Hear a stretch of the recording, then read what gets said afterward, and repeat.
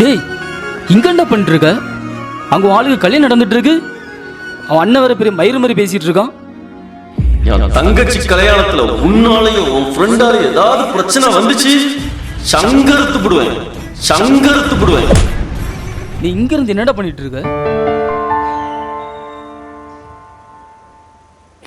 அவளே சந்தோஷமா தானடா தாலி கட்டிக்க போறா.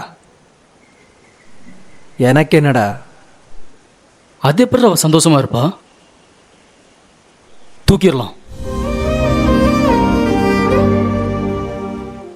இல்லைன்னா போஸ்ட் ரெடி பண்ணா. நீ அவனை சேர்ந்து எடுத்த ஃபோட்டோஸ்லாம் இருக்குல்ல, போஸ்ட் அடிப்போம். கல்யாணத்து மணத்துக்கு முன்னாடி நான் பெரிய ஃப்ளெக்ஸை நான் அடிக்கிறேன்.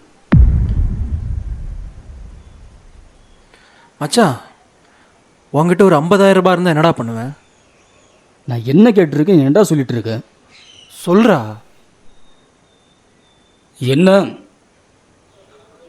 அப்பா கொஞ்ச நாளாக மூட்டு வலின்னு சொல்லிட்டு இருக்காரு.